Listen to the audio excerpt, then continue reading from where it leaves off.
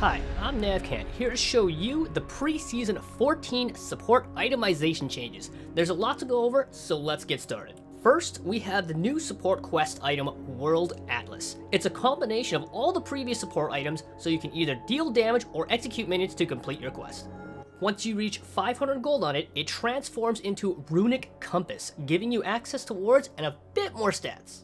Then, at 1000 gold, it transforms again into Bounty of Worlds, which you can then pick one of 5 of the new items to transform into, each with their own passive to suit your playstyle. Here is Celestial Opposition that has a passive similar to Crown of the Shattered Queen. You have a barrier that reduces tons of damage from enemies that will fizzle out after 2 seconds, then after the barrier falls, there is a slow explosion around you. This is to survive burst for the vulnerable and squishy, or for an engaged support to go in and not instantly get blown up.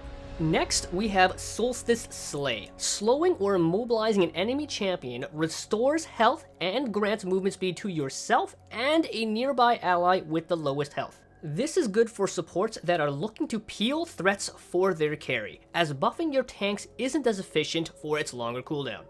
And if you want to just empower your team, there's Dream Maker. Every 8 seconds, gain a blue dream bubble and a purple dream bubble. Healing or shielding an ally puts both bubbles on them for 3 seconds. Blue bubble blocks damage on the next damage instance they take, and purple bubble grants bonus magic damage on your ally's next damage instance. This is when you and your carry have no problem surviving and you want to 2v5 the game. For offensive options, there's Bloodsong. After using an ability, your next attack is empowered with on-hit physical damage. Hitting a champion with this exposes them and increases the damage that they take.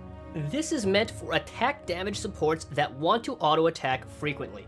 And lastly, for the mage supports, there's Zazak's Realm Spike. Dealing ability damage to a champion causes a small explosion at that target's location, dealing flat % HP magic damage. For all those mage supports lovers out there, this is for you. On to the new legendary items. This is Trailblazer, a health, armor, and movement speed item. While moving, gain bonus move speed and stacks. At 100 stacks, create a trail that speeds up allied champions' movement speed. Your next attack discharges the stacks for damage, and melee champions slow the attack target.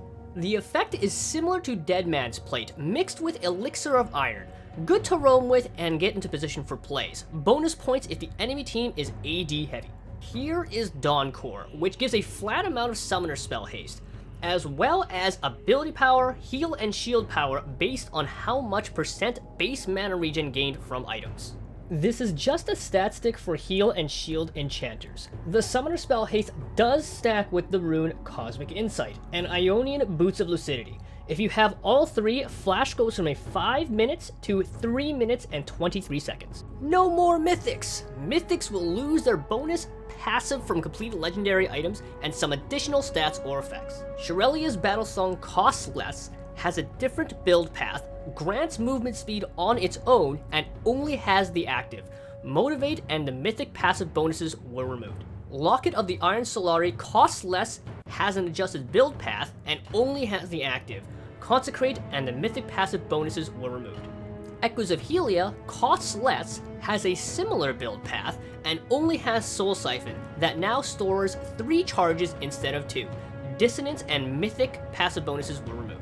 Moonstone Renewer costs less, has a similar build path, and Starlit Grace no longer amplifies on a single target heal or shield. It only chains onto other allies. Mythic passive bonuses were removed. Radiant Virtue will be removed. Even Shroud has been removed. Zeke's Convergence was partially reverted to its last iteration. Now, whenever you cast your ultimate, you get a 5-second aura around you that deals magic damage and slows enemies. Ardent Sensor costs more and has some increased stats. Staff of Flowing Water costs more, has a different build path, now has ability haste and no movement speed. Healing or shielding allies gives ability power and movement speed and not ability haste. Chemtech Putrefier has been removed and replaced by an updated Morella Nomicon, which compared to Chemtech Putrefier costs more, has a different build path, but gives way more AP. Umberglaive costs more and has an adjusted build path. Magi's Soul Stealer costs less. Vigilant Wardstone now gives a flat amount of health, ability haste, armor, and magic resist. That's most of the support changes, outside of some major expensive mage support builds. Thank you for watching. If you like what you just watched, like this video and subscribe to the channel for more future videos. Take care and goodbye.